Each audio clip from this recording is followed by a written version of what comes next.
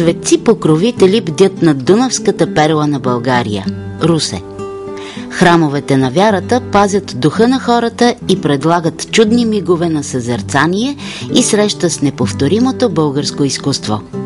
В Русе са живи едни от най-старите църковни сгради в България. Тук може да се видят великолепни образци на световното културно наследство.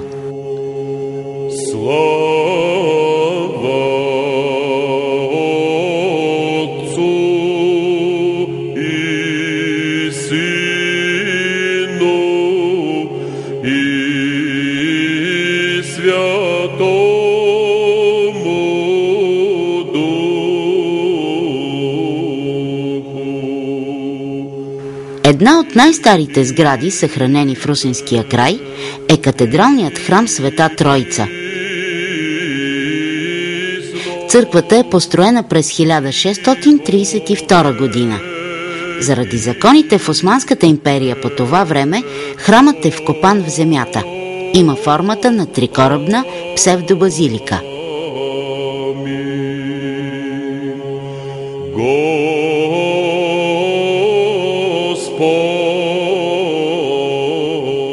Камбанарията при храма е с височина 19 метра.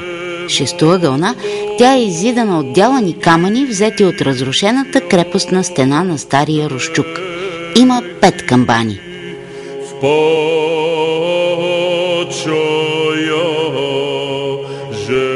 В храма Света Троица се съхранява чудотворната икона на Света Богородица Умиление от 17 век.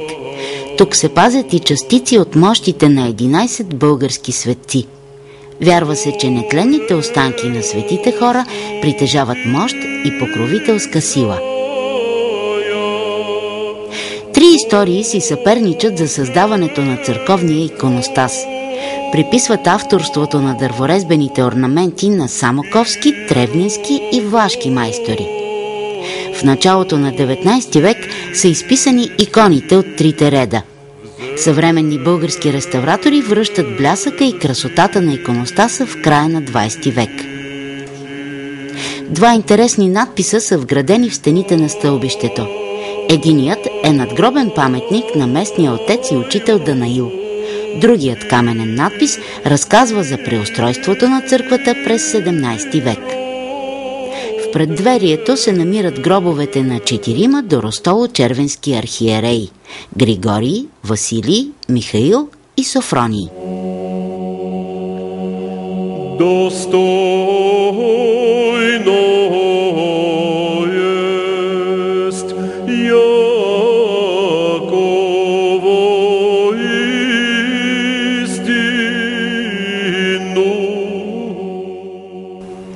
Църквата Свети Георги се намира в централната част на Русе, в старата златарска Куюмджийска махала. Някои изследователи смятат, че този храм е най-старият в Русе, съграден още в 17 век. Той придобива съвременния си облик след реконструкция от тревненски майстори.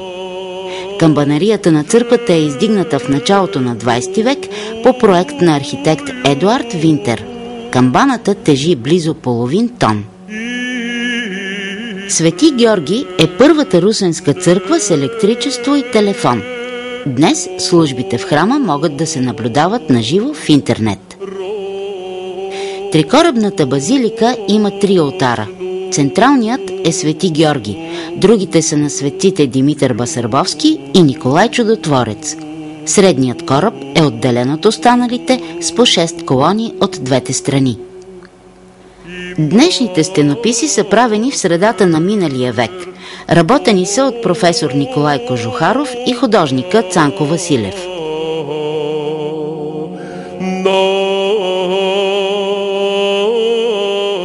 Иконостасът е съвременна творба. От 30-те години на 20 век дело на професор Иван Травницки. Позлатените орнаменти съхраняват внушенията и най-добрите традиции на старите тревненски майстори на дърворезбата.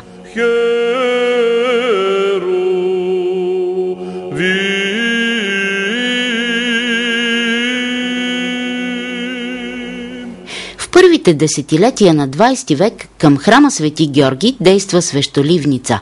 Свещите бивали бели, жълти и шарени, правени от анадолски восък.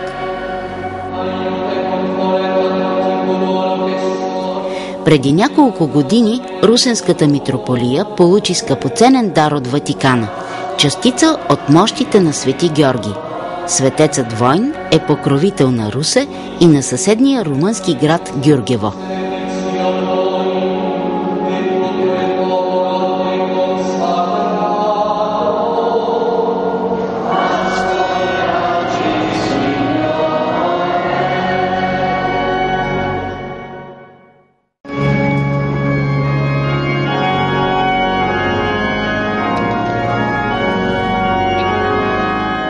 Католическият храм Свети Павел от Кръста е издигнат през 1890 година по проект на италианския архитект Валентино. Духовен център на католиците от региона, но и интересна архитектурна забележителност, църквата е съградена в стил неокласицизъм. Камбанарията се извисява на 30 метра височина. В храма има уреден кът на блажения епископ Евгений Босилков, един от мъчениците за вярата, убити заради убежденията си по времето на комунизма. През 1907 тук оживява първият орган в България. Преди няколко години уникалният пневматичен инструмент върна своя глас след дълга реставрация и всеотдайна дарителска кампания.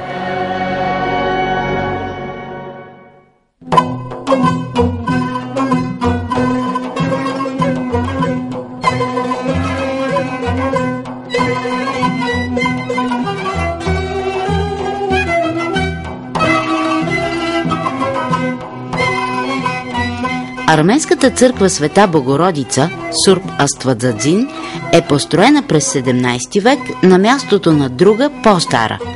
В двора са подредени надгробни паметници на свещенослужители и русенски граждани, търговци, занаятчии.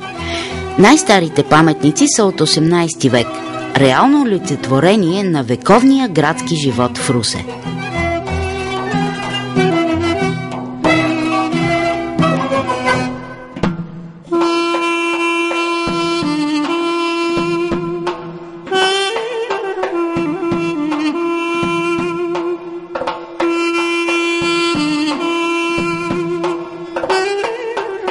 Джамията Саид Паша е единствената в Русе, оцеляла от преди времето на освобождението.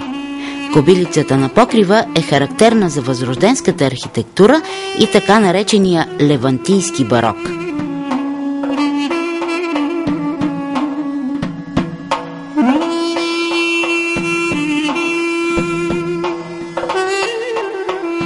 В джамията се пази косъм от брадата на пророка Мохамед, който се изнася на празника Сакалла.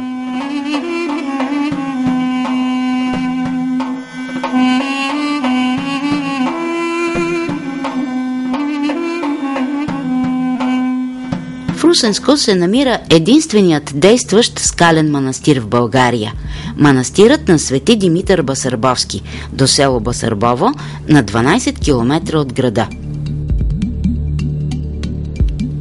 Историци предполагат, че в младежките си години в манастира са пребивавали, като заложници заради сключен мир, двамата синове на войводата Влад II Дракул – Радо и Влад III. Вторият син влиза в историята с прякора си Цепеш. Получава го, защото през 1462 година превзел Русе и побил на кол, нацепил над 6000 души. Белетристиката и киното превръщат образа на Влад III Цепеш във вампира граф Дракула. Според местните легенди, Димитър бил обикновен пастир. Един ден, докато пасял селските животни, стъпкал птиче гнездо. За да изкупи големия грях, Димитър станал монах и живял усамотено и праведно. След като предал Богодух, придошла вода и отнесла тялото му в реката. Когато извадили мощите му, започнали да се случват чудеса. Свети Димитър лекувал и пазил селото от градушка.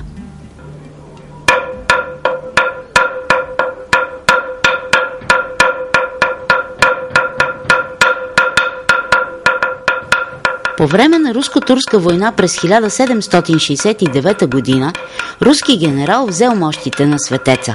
Българите, които живеели в Букурещ, измолили нетленните останки и така те се пазят до днес в Патриаршеската катедрала Свети Константин и Елена в румънската столица. Устройството на църквата високо в скалата и килиите наоколо дават представа за някогашните скални манастири. Преди няколко години румънската патриаршия направи дар на българите – икона с частица от мощите на свети Димитър Басърбовски. Благословът върху мястото се завръща.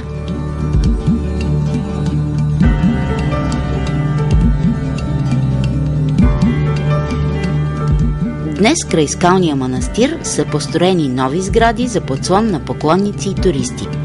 Празникът на светеца Димитър Басърбовски е на 27 октомври, само ден след празника на другия светец Димитър – Солунски.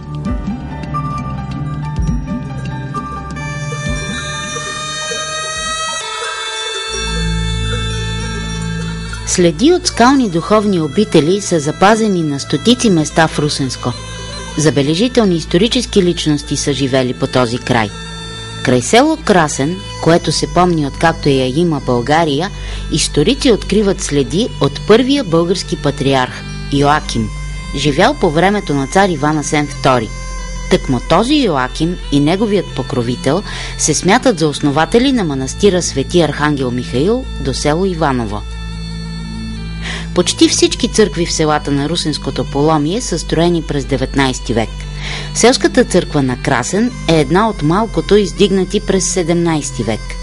Камъкът за строеж преди това бил използван за надгробни паметници.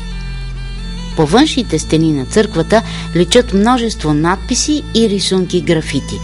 Някои от тях са съхранили историческата памет на селото, надписи на свещеници и учители. Един от тях, Никола Поп Лазар от Елена, е преписал история славено-българска на Паисий Хилендарски. Мекият русенски варовик лесно се поддава на обработка. През вековете в Красен се развива школа на майстори каменоделци, които продават камък и паметници из цяла северна България, от река Искър до Добруджа.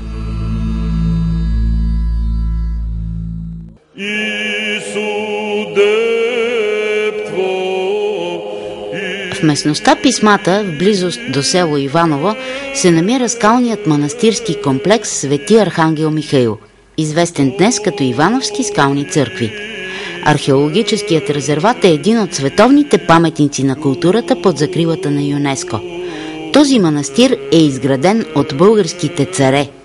Започнат е при цар Иван Асен II, а е завършен при цар Иван Александър. Тук се намира гробът на цар Георги Тертер.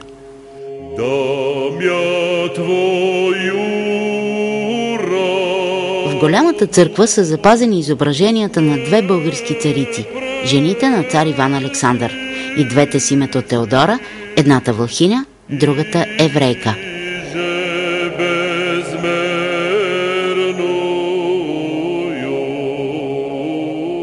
В изящните стенописи по стените и таваните оживяват светци и библейски герои, създадени от майсторите на Ренесанса. Рядко срещани евангелски сцени предизвикват възхита и вълнение. Митични образи на далечни светове пътуват през векове и епохи със своите разкази за отминали времена.